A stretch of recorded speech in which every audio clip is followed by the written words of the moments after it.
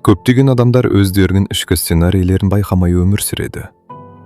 Бірдей мәселелердің қайта-қайта қайталанатын көреді, бірақ оның себебін түсіне алмайды. Бір адам қайта-қайта токсикалық қарым-қатынастарға түседі. Екінші адам қандай жетістікке жетсе де өзін жеткіліксіз сезінеді. Үшінші адам әрқашан басқалардың көңілінен шығуға тырысады. Сырттай қарағанда бұл әртүрлі мәселелер сияқты көрінеді, бірақ олардың түбінде көбінесе бір ғана механизм жатыр. Бейсаналы сценарий. Адам санасы таныс нәрсені қауіпсіз деп қабылдайды. Тіпті ол таныс нәрсе азап әкелсе де. Бұл көптеген адамдар түсіне бермейтін парадокс.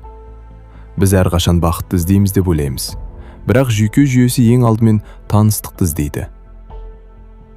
Егер бала кезінде адам тұрақсыздықты, шеттетілуді, немесе эмоционалдық суықтықты жиі бастан кешірсе, кейін дәл сондай атмосфера оған қалыпты болып көрінуі мүмкін. Сондықтан адамдар кейде өздерін жаралайтын жағдайларға қайта-қайта оралады. Бұл олардың азапты жақсы көретіндігінен емес, бұл олардың жүйесі сол үлгілерге үйреніп қалғандықтан.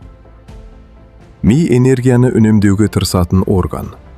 Ол бұрын жұмыс істеген жолдарды қайта пайдаланғанды жөн көреді. Сондықтан қайталанатын ойлар мен эмоциялар уақыт өте келе күшейе береді.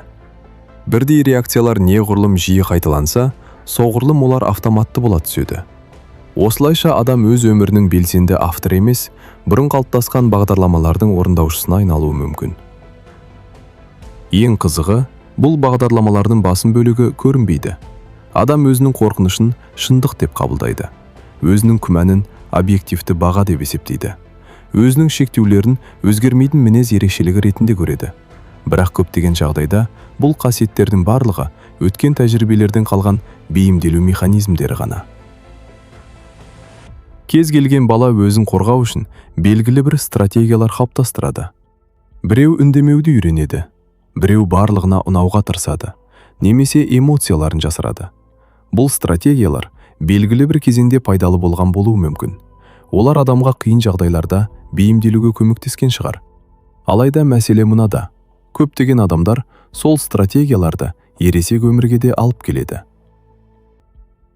Нәтижесінде олар бұрынғы қауіптерге арналған құралдарды қазіргі өмірде қолдана береді. Бірақ қазіргі өмір басқа.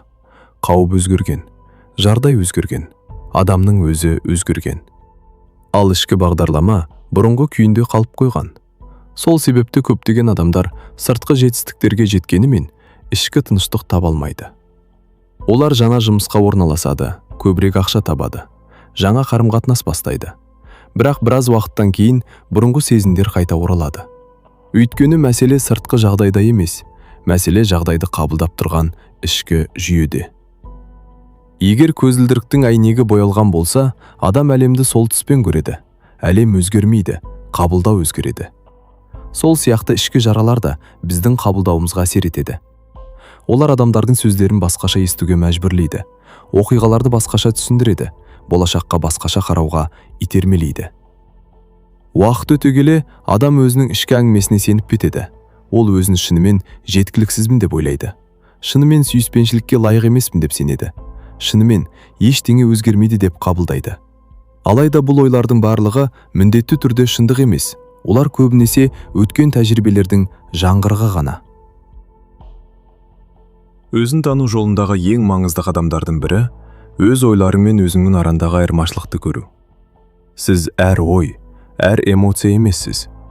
Олардың барлығы сананың ішінде пайда болатын құбылыстар. Бірақ адам оларды абсолютті шындық деп қабылдағанда ғана олардың билігі күшейеді. Шынайы өзгеріс адамның өз сценарийлерін көре бастаған сәтінен басталады.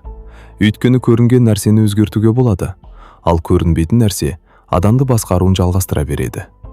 Сондықтан маңызды сұрақ: сіздің өміріңізді қазіргі таңда не басқарып отыр? Саналы таңдауларыңыз ба, әлде бұрынғы жаралардан қалған бағдарламалар ма? Бұл сұраққа жауап беру оңай емес, бірақ дәл осы сұрақ көптеген ішкі өзгерістердің бастау нүктесіне айналады. Өткенді өшіру мүмкін емес, бірақ оның бүгінгі өміріңізді басқаруына жол бермеуге болады. Өткен оқиғаларды өзгерту мүмкін емес, бірақ сол оқиғалар туралы қалыптасқан сенімдерді қайта қарауға болады. Адам өз тарихын жаңа көзқараспен көре бастағанда, бұрын тағдыр болып көрінген нәрсе енді таңдау екенін түсінеді. Сол сәтте көрінбейтін сценарийлер әлсірей бастайды. Адам автоматты өмір сүруден саналы өмір сүруге қарай қадам жасайды. Бір кездері сізді қорғау үшін пайда болған сенімдер енді сіздің болашағыңызды шектемеу керек. Олар өз міндетін атқарды, бірақ өмір өзгерген сайын адамның ішкі көзқарасы да өзгеруге қабілетті.